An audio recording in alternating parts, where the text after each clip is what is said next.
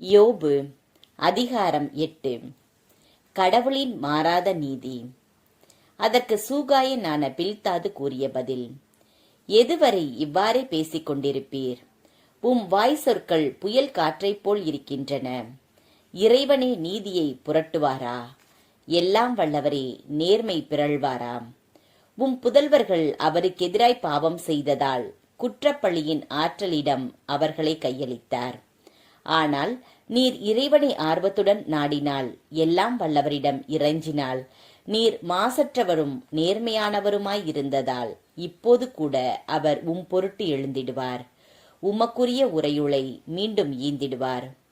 உம்முடைய தொடக்கம் எளிமையாக இருப்பினும் உம் வருங்காலம் வளமை மிக கொளிக்கும். முன்னோரின் தலைமுறையை கேட்டு பாரும். அன்னாரின் தந்தையர் ஆய்ந்ததை அறியும். நேற்று தோன்றிய நாம் ஒன்றும் அறியோம். நிலமிசை நம் வாழ்நாள் நிழலை போன்றது. அவர்களன்றோ உமக்கு அறிவித்து உணர்த்துவர். புரிந்த வார்த்தைகளை உமக்கு புகட்டுவர். சேரின்றி நாணல் தலைக்குமாம், நீரின்றி கோரை வளருமாம்.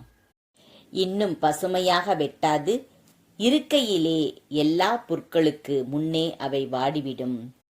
இறைவனை மறப்போரின் கதி இதுவே. இறை பற்றில்லாதோரின் நம்பிக்கை இடிந்து போம். அவர்களின் நம்பிக்கை முறிந்து போம். அவர்கள் சார்ந்திருப்பது சிலந்தி கூட்டையே. யாராவது அவ்வீட்டின் மீது சாய்ந்தால் அது நில்லாது போம்.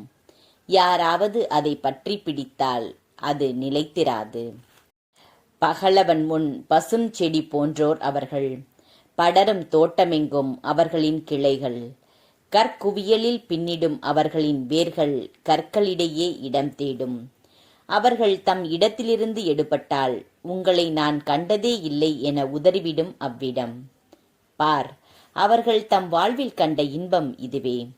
மண்ணின்று மற்றவர் முளைத்தெழுவர். இதோ, கரையில்லாதவரை இறைவன் கைவிடுவதில்லை. காதகர்க்கு அவர் கை கொடுப்பதுமில்லை.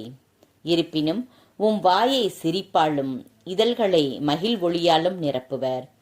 உம்மை பகைப்பவர் வெட்கத்தால் உடுத்தப்படுவர். தீயோர் கூடாரம் இல்லாது போகும்.